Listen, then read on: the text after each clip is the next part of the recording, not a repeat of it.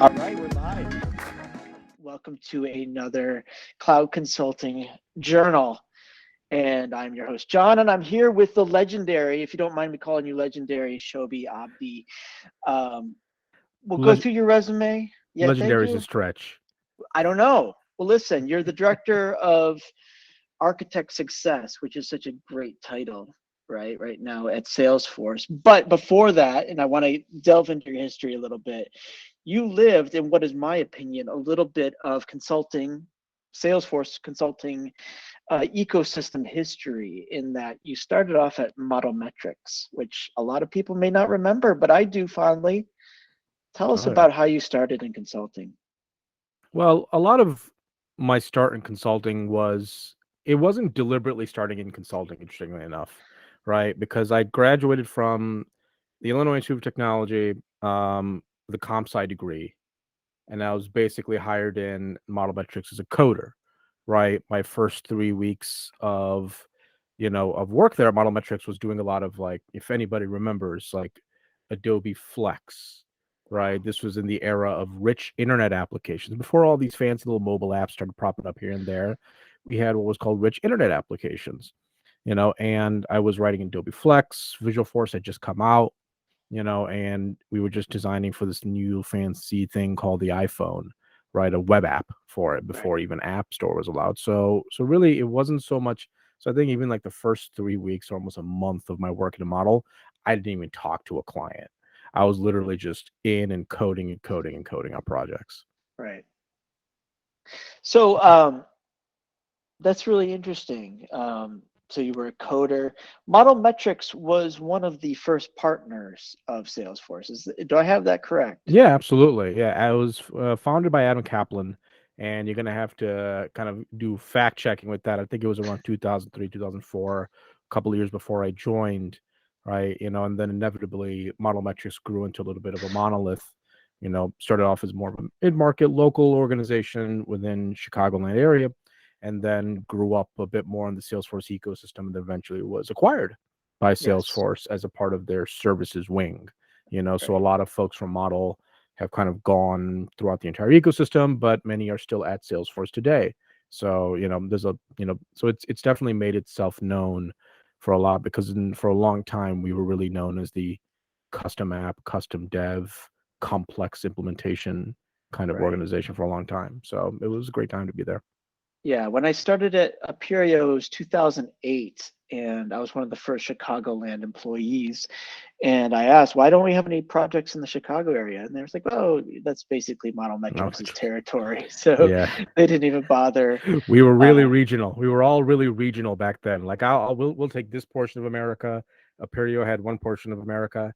I think it was right. also Astadia was Yes. around and had this portion of America. Innovir had a certain portion of America, right? It was just like everybody was like, but and this was before like the big four came Right. into it, right? In 2010, like Accenture, Deloitte, and everybody started getting a little bit more interested in the platform and the capabilities Right. of it. So it was still pretty much regional players for till 2010. Like mafia dons, basically Oh yeah, splitting up the well, territory. maybe also just keeping T&E, traveling Right. expenses to a minimum. You would think. You would think. Yeah, exactly. So I remember when Model was purchased by Salesforce. What was that like, being a part of that? Were you excited? Were you disappointed? What was the feeling? What was interesting, so mine was unique in that I actually left Model before Mm, the acquisition, okay. and I went to go to Salesforce to Wow. go, and You jumped ahead of them. I jumped ahead of them. And I remember when I was actually leaving Salesforce to come back in the partner ecosystem, there was a little bit of like wind of like, hey, they may be acquired, they want to build up their services in the region. Mm, And I said, well, thumbs up to them. Like, I can't wait for them to do it. Right. But the acquisition was something that like, was like it's something that kind of you started to see more and more of, right. right? It was odd that you saw a product company buy a services organization, Yes. right? But then obviously it became less of a rarity as time Right. went along, so So I think from the outside, it was really compelling to see what they went through, and a lot of my old friends to go through. But a lot of them had a tremendous amount of loyalty to Salesforce even after the acquisition. Stayed around for a long Yes. time. Interesting.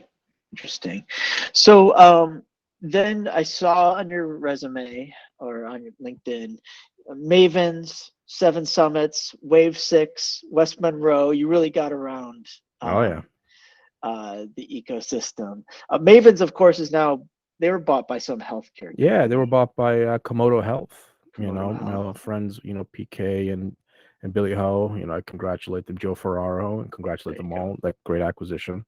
So it was funny because there was a period of time where a lot of the organizations that I worked for within like 2 weeks were acquired. So Mavens was acquired.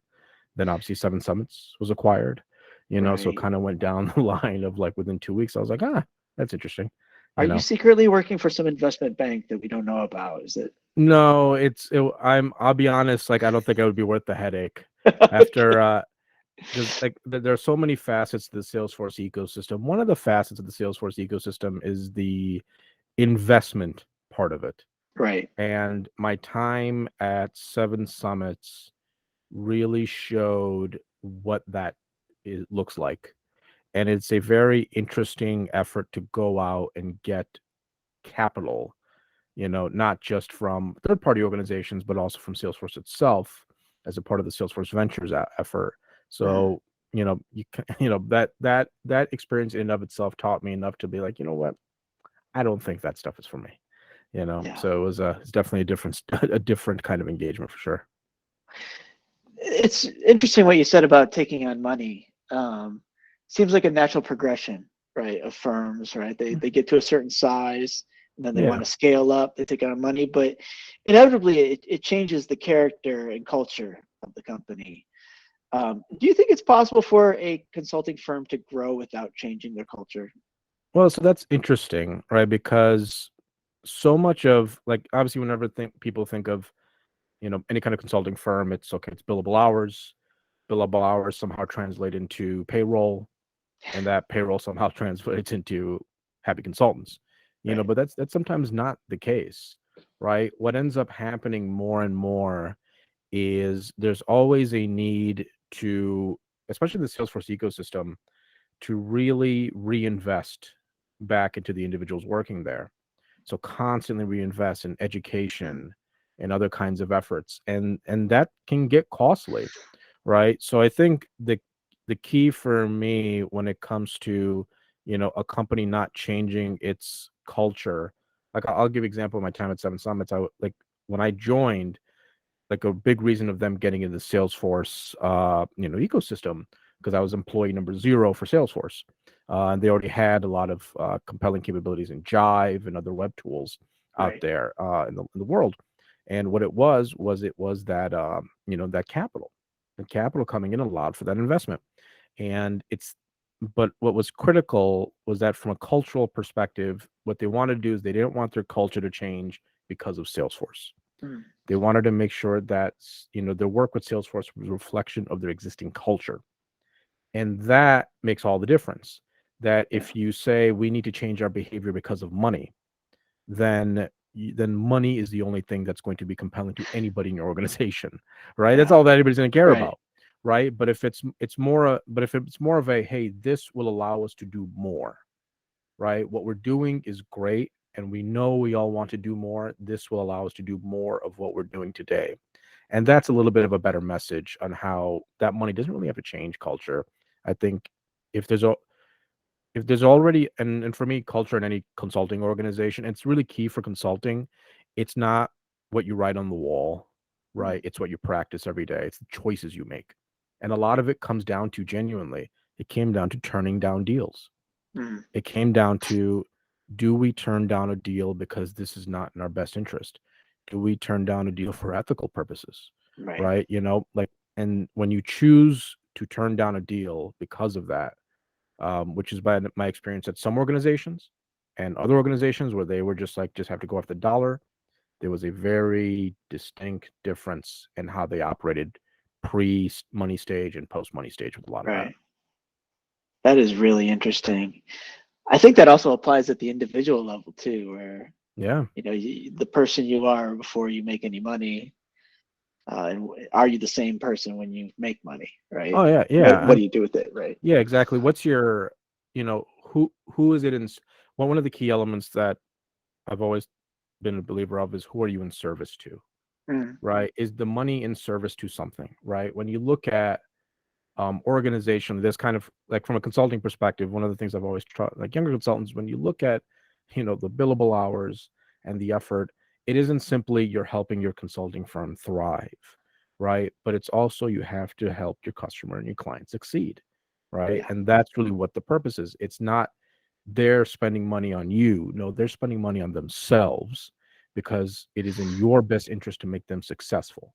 And if yeah, you can't do that with the money allotted, if you don't realize that, then your outcome is going to be, less than meritorious, right? It's going to be less than beneficial, honestly, right? So right, I think when an individual understands that signed deal, those hours are in service to the success of the individuals and the companies that they're working for, whether it's their internal organization or the customer, then you see something positive. But if it's right. not, if it's just like, well, I just got to rack it up so I can get to a certain util, so people can stay Uh, off my back, then it's like, all right, then that cascades down, right. that reflects.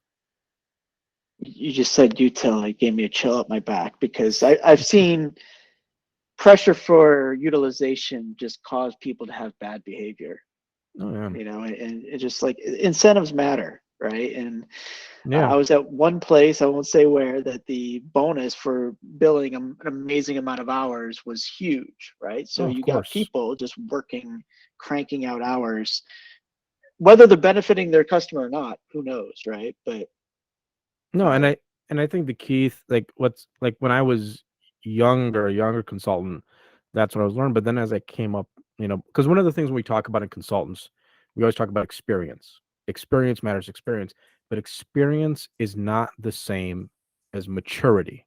hmm, There is like we don't gauge on maturity, we gauge on experience. And for me, the distinction is you could have an individual who could be 20 years, 2 decades into what it is they do, but they really have no concept and idea of that their customers' problems are their problems. Or then you can have an individual who just literally right out of school, who is yeah, extremely empathetic and really understands what their customer wants to do. So I think when it boils down to it is from a maturity perspective, when someone's high up on the maturity curve, they really understand that, hey, like, well, this incentive or me spending a couple hours with a customer and me just going to meet with them when there's a struggle, just going to be in a room with them and talk it out and will make all the difference weeks, months down the line. It'll have maybe like a little money impact potentially, but when it comes to renewal or something else, a lot of times that's the deciding factor, right? So I absolutely, think it takes a level of maturity, and that you can't necessarily build with time. That you have to build with. I mean, maturity really comes from experience, not experience, but experiences. right, So that's always my key thing to recommend to every young consultant who was one of the consultants. Work for an organization that won't pigeonhole you, that right. won't put you as a thing, that will put you in a situation in which you will be challenged multiple times. Like, oh yeah, you did a great job on that, but let's see if you break on this one. And I think that really builds up the maturity level significantly. Right. Getting older is not always great, but getting older without learning anything is terrible. Oh, it's and you see it.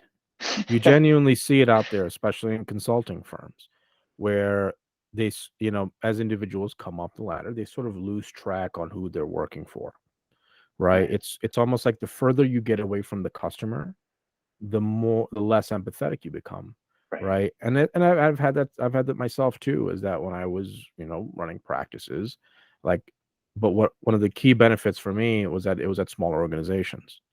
So for me, I would always put myself in a position to go see a customer, whether it right. was on a sales deal. This is because like, and even the consulting for me, it's not even a negotiable. Like, having the customer's needs as your North Star, you will never fail. Yeah. Right. Like, and Very, it's not like the customer's always right. I don't believe in that, but I believe in that their needs always need to be met. And if that's your Right. North Star, you can't go wrong. That is really good advice. And also having the wisdom to separate their needs from their wants, right? Exactly.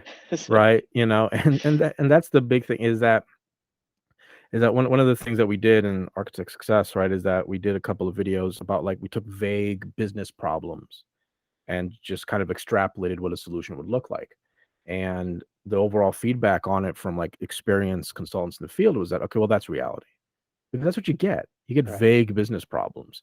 You get, I'm at like 10% ARR and I'm hoping this marketing effort gets me to 18%. Can you help me with that? I'm like, okay, we'll see what that does, you know? But that's okay, right? Right. Because that's human beings, right? No, you're never going to get like a proper documented, here's my problem, please resolve it. Doesn't exist. No, no. Maybe in business school, but not in reality. Yeah, yeah. There's a lot of that in MBA programs, as you well know too, I right? guess as well, I Yeah, know, right? exactly. As you well too, being a part of one that like, it's never that easy. No, no. And there's Yeah. personalities that don't necessarily come out in a Harvard business case, you know. Um, anyway, your current job, Director of Architect Success, tell me about that job and what do you do and what's it all about? Sure. So after having a lot of fun in the partner ecosystem doing consulting, I'm not I'm not out of it completely. So Architect Success lives within the Alliances organization inside of Salesforce. And one of the things that's happened is Salesforce has gone up the maturity curve. Speaking of maturity, right? And organizationally, we're dealing with Fortune 10 companies and all that. For the longest time, Salesforce really had one architect persona that was the technical architect. And and as the ecosystem grew and we're hiring more kinds of individuals, it all of a sudden became apparent of like, hey, there's more than one kind of everything. So one of the things that was introduced late last year in 2020 is the concept of the solution architect, right? So what my team does is my team owns that persona, right? Of like the solution architect, and within it, there are a couple of programs. There's the B2B solution architect program and the B2C solution architect program. And then upcoming another one this year in 2022 will be the enterprise architect program, which is the way I put it really simply, right? Is like a technical architect, TA, right? Takes complexity and makes reality, right? Or a solution architect takes complexity and makes simplicity, Hmm, whereas an enterprise architect takes complexity and brings possibility, right? okay, They own the keys to the door to make right. everything possible within an organization. So like as we go up the maturity curve, we're dealing with those kinds of individuals on our customer side, the partner side, even the employee side. So that's what drove creating these new personas on Trailhead, and you'll find it like trailhead.com/B2B solution architect or /B2C solution architect in the future enterprise architect. So that's what a lot of my team does, is that we do enablement for solution and enterprise architects in the ecosystem, employee, partner, customer as well. Very good.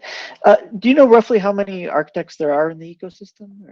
I mean, from like we don't like to share numbers around certification, but it's Mhm. definitely in the thousands and the tens of thousands, right? Right.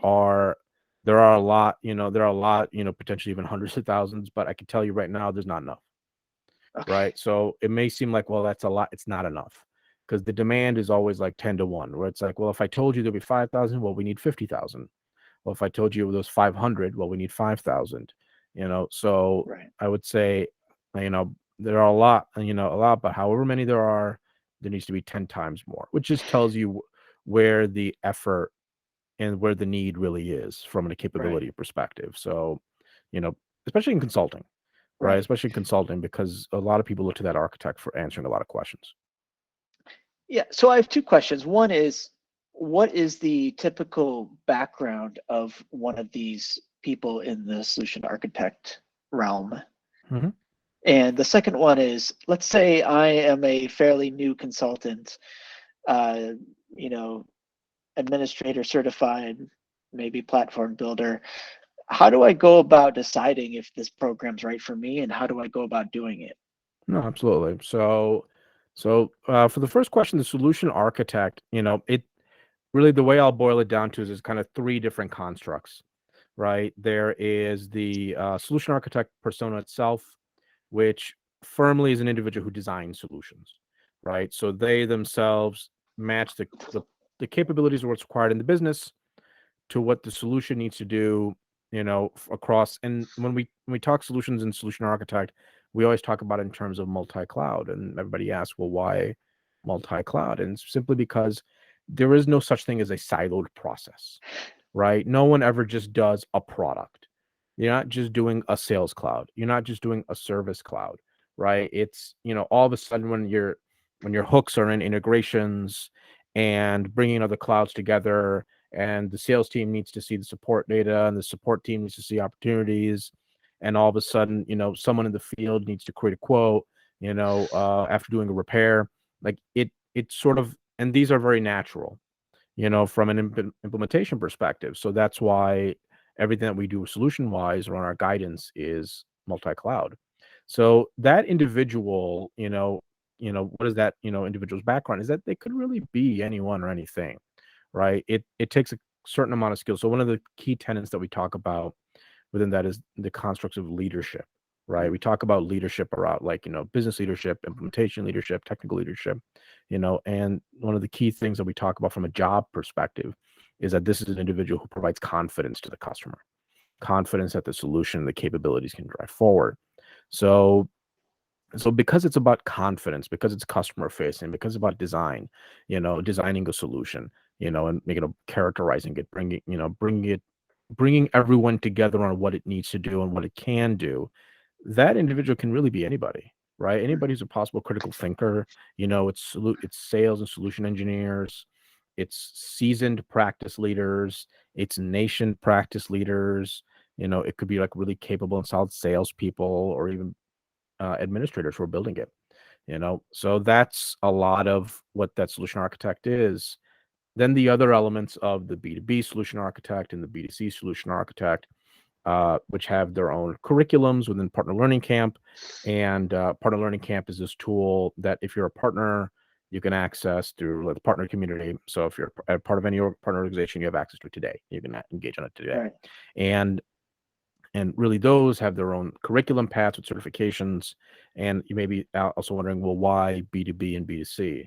Well, one of the key drivers is that when you're working with an organization that's business to business versus an organization that's business to consumer, there are very different dynamics in how they engage with their customer and different levels of complexities. It's maybe a little deeper on B2B, a little bit more shallower on B2C, where B2C is more about selling one pair of shoes to 100,000 customers, where B2B is selling 100,000 shoes to one customer. And they each have their own, like, scale and logistical pitfalls. So that's Right. why we kind of broke it down the world in that way. So those path rates are for everybody. As far as your second question around, I'm an admin and I want to, kind of like, or someone who's just new to the Salesforce ecosystem. Now, what's interesting about that is that is an effort that we're kind of taking on the new year, is that, kind of building out some of those career paths and those career journeys for everyone, and that is going to be a lot of our effort and applicability efforts within 2022. I keep wanting to say 2023 because that's how we go fiscal wise, FY23, but like in 2022. And the reason behind that is, we're really trying to drive, when we look at all of our enablement on solution architects, we're not trying to come late to the party, because Right. one of the things that we're very cognizant of is that there are going to be a lot of newcomers into the ecosystem. I think that's one of the things that, like, people are starting to get extremely, extremely, extremely desperate when it comes to getting capable consultants in the field. And by creating these enablement paths around solution and enterprise, we're trying to diversify what paths are possible from a seniority perspective. So that's something we're going to be focusing more on in 2022. But today, right, the paths are there, people can engage, but we're hoping in the coming year that we're going to provide a little bit more nuanced recommendations on, hey, you are this kind of person who is interested in this kind of thing with this kind of skill today. These are the skills that you can get tomorrow if you invest in the next couple of years. So that's a lot of what we'll do coming up. That's really cool. I'm excited to see that roll out next year, whether it's 2022 or 2023, depending if you're Well, an account. FY23 always it kills me because that's our nomenclature. If anybody knows Salesforce, Right. so our numbering always goes 1 year ahead, but it's going to literally be I'm talking about the Right. year that's in 2 days. Right. Not to time this podcast. Business calendars, right? Yeah. So do you spend a lot of your time talking to firms or individuals? So that's interesting. So originally when I first started, the organization spent a lot of time talking with firms. Yeah. But then it started slowly transitioning to individuals as well, right? So it's kind of both because one of the things about learning and enablement is that, even when I was a consultant for a long time, like I would get an email every once in a while from our alliances manager of, hey, there's a class available for someone to take. Is anybody interested? It's like, okay, that's great. But then there was my own interest Right. and the skills I wanted to bone up on. And that distinction is what drove a lot of our enablement and our efforts in this year, 2021, is how do we target the individual? How do we get to them? How do we market to them? How do we give them assets like part of learning camp or blogs on the Architect Digital Home or all kinds of content that they themselves, who want to become like, greater than what they are or a little bit more perfected at what they do within the ecosystem, and that's really a lot of the focus. And targeting individuals, and targeting is a poor word, but like really having a focus on enabling individuals really does make a big difference. It Yeah. does make a big difference. Having an organization aligned is great, right? But the one thing that I understood the reality of being a part of the ecosystem, as you kind of listed out all the companies I worked at within a decade, I worked at a lot of companies within a decade, but it was never going back. It was Right. always doing another thing and then another and then another and then another. It was always getting a little bit more, right, than what I did. And that's a lot of people's journeys in the ecosystem is that Yeah. they're at one firm and then they're at the next, but they're not going backwards. They're going forward. So how do you acknowledge and understand, hey, we get that you're going forward. It's why all of our certifications follow the individual. They Yeah. don't follow the firm. So that's a key element around it. So I engage a lot with individuals. I even engage a lot on social with individuals, whether it's LinkedIn or Twitter, just to get their feedback on what's working and what isn't. Perfect. And that's key from us in in our architect success is really just getting feedback from the learners, right? We call them the learners. Like we want to know what the learners Yeah. are doing, how the learners are engaging, not just the people who want something, but the people who are actually doing something today, making it work for their day-to-day work, and then asking, how do I do more? Very cool. Um, we're on the cusp of 2022. On a personal level and a professional level, what excites you about the upcoming year? On a personal level, what excites me is seeing people a lot more. I'm hoping, right? Because 2021 was kind of there, kind of sort of did some uh corporate events, caught up with some friends in San Francisco and in New Orleans and others. I would say on a personal level, you know, like my kids are just getting older and older, so I was just watching that, right? No big milestones in Right. 2022, so that'll be interesting. 2023 is a big milestone. I turned 40, so that'll be fun. But basically, that's about it. Professionally, 20 one of the big things, like around your question, are we talking to firms or we're talking to individuals?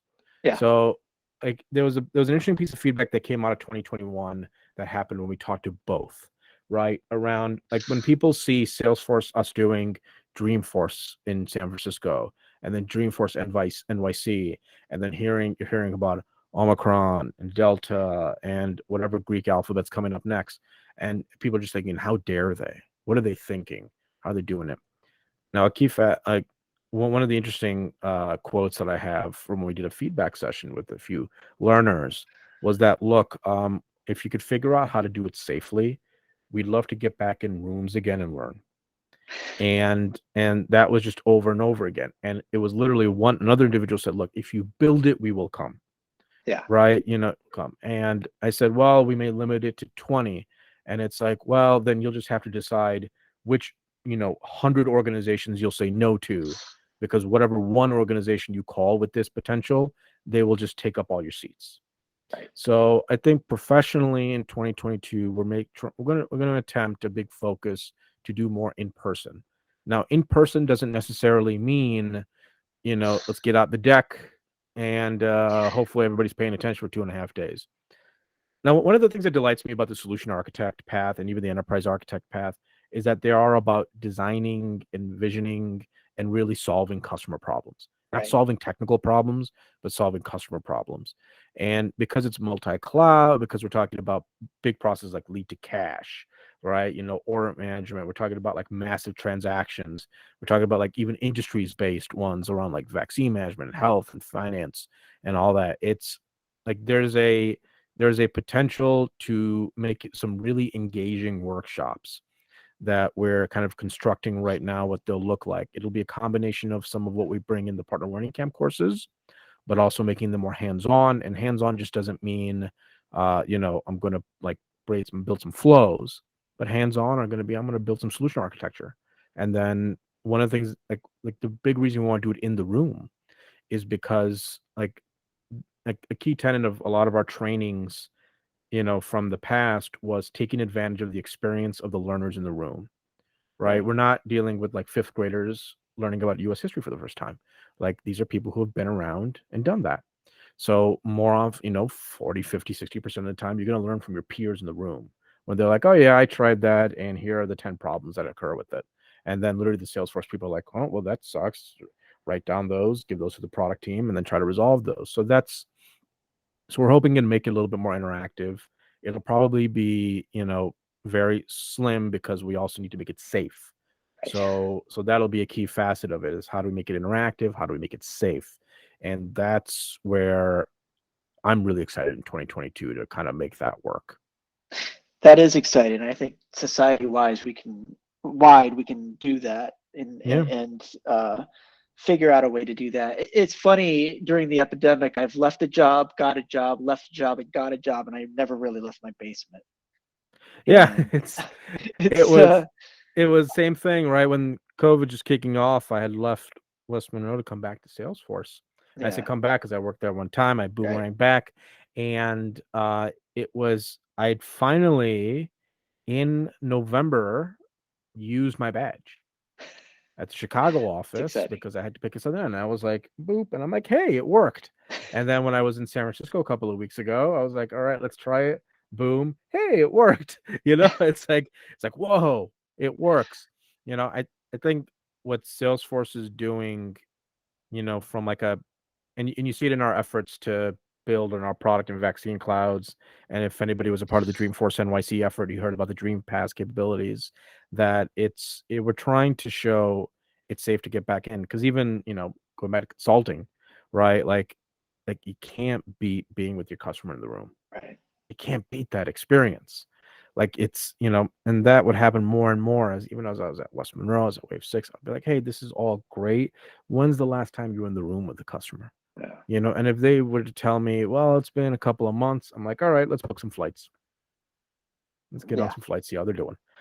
So I think that's like, I'm tired of the phraseology of like new normal and all that, right? Of like, oh, it's more of getting back to the norm of relationships, Yeah. and of dealing with human beings. So I think that's really what more excites me in 2022 is like that norm, Right. how we do it around like vaccine cards or passes or rapid testing and all that. That's just, that's just all, things we have to deal with. That's all. Right. Well, who knows? Maybe this metaverse will get kicked up and we'll just be characters sitting in a virtual Yeah, coffee that'll. shop. Yeah, I know of a couple of organizations that are starting to try that of like, like just sending out, those headsets and then do that. And in my mind, it's like I know like that's an interesting concept, right? But it's sort of like one of the things that you learn as a consultant, it goes back to maturity, is you learn to read the emotional cues of the other individuals in the room, Right. right? Like especially, if you're in like let's say a pre-sales role, Right. right? You learn to see their facial expression that when you show the slide with like the massive amount of features, you can see their face of like, wait, when, what did, how did we get to that? I just wanted I just wanted to capture call notes. How do we get to like you're gonna build 100 things for me?